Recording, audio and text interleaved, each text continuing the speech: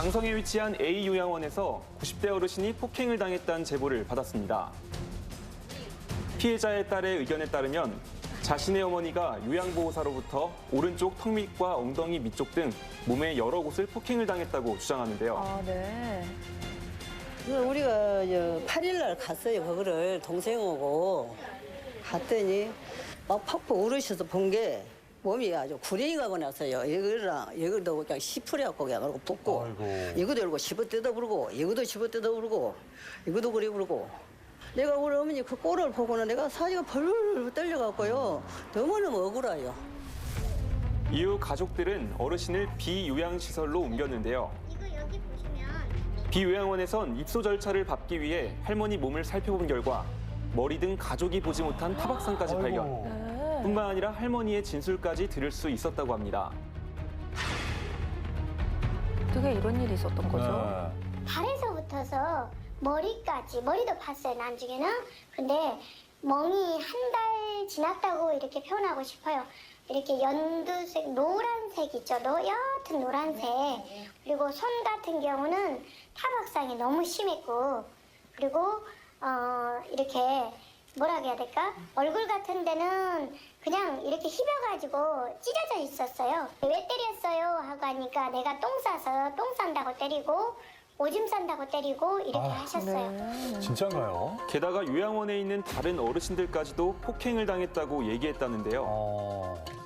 혹시 그 요양원에서 다른 피해자는 없었나요? 있어요. 피해자들 많이 있는데 그날 내가 막 요양사를 막 뭐라 그러니까 할머니가 나도 맞았어 나도 맞 그러더라고요.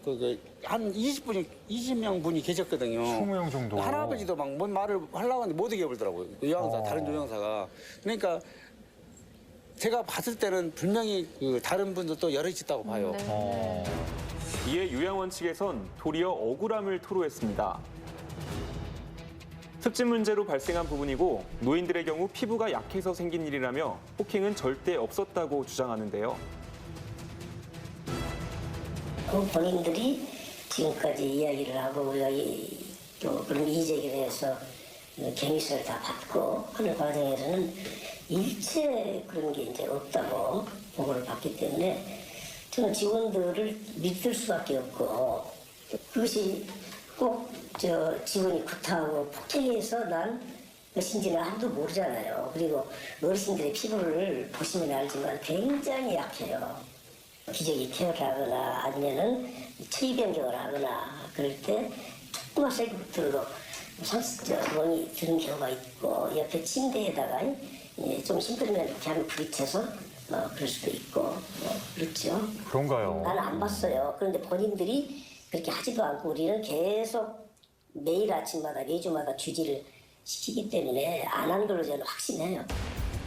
이 사건을 접한 장성의 시민단체에선 또 다른 장성 요양보호시설 안에서도 노인이 폭행당한 일이 있었다며 진상조사를 철저히 해야 한다는 반응을 보였습니다. 정말로 존경받고 보호받아야 될 우리 부모님들이 이런 요양시설에서 학대당하고 폭행을 당한다는 게 있을 수 없는 일이고 이번 기회에 장성군에 요양시설이나 이런 곳에 대해서 전적으로 관리 감독하는 청에서 지방자치단체에서 앞으로 다시는 이런 일이 발생하지 않고 또 우리 부모님들이 편안하게 여색을 보낼 수 있는 그런 계기가 됐으면 해서. 하지만 현재까진 피해자의 증언만 있을 뿐 마땅한 증거 자료가 없는 상황. 따라서 현재 해당 경찰서에서는 정확한 CCTV 조사 등을 근거로 양측의 진실 공방을 찾기 위해 수사 중에 있다고 합니다.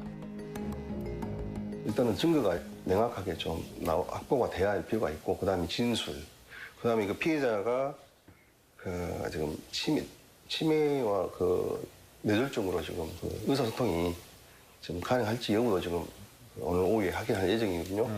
그래서 그 피해자의 진술이라든가 그런 걸 통해 가지고 증거를 확보하고 그렇게 구중해 낼 예정입니다.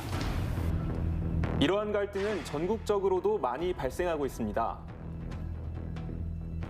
인천에선 치매 환자 3명을 수십 차례 때린 사건이 발생했고 대전에선 80대 할아버지가 간병인으로부터 폭행을 당한 사건이 발생하는 등 아주 빈번하게 일어나고 있어 요양시설을 이용하는 보호자의 경우 합리적인 의심을 할 수밖에 없는 상황인데요. 이에 전문가들은 요양보호사의 처우가 개선되지 않는 한 계속 사건이 발생하고 갈등 문제도 이뤄질 것으로 예상하고 있습니다. 저는 첫 번째로 돌봄 인력의 처우 개선이 가장 첫 번째라고 생각합니다. 낮은 처우에 있는 상황에서 높은 서비스를 기대하기는 어렵다고 보기 때문입니다. 그다음에 두 번째로 저는 가족들 교육도 필요하다고 생각합니다. 또 당사자인 어르신들에 대한 교육, 다양한 교육 시스템을 지금보다 더 강화해야 된다고 생각합니다. 세 번째로 간병비 급여화가 필요합니다. 또 마지막으로 시설을 운영하고 경영하는 병원장, 시설장 분들에 대한 교육도 더 강화해야 된다고 생각합니다. 왜 그러냐면 그분들이 그 시설을 책임져야 될 분들이기 때문에 그렇습니다. 더 이상 요양보호시설 폭행에 대한 사건이나 의혹까지도 나오지 않도록 실질적인 예방책이 필요할 것 같습니다. 네.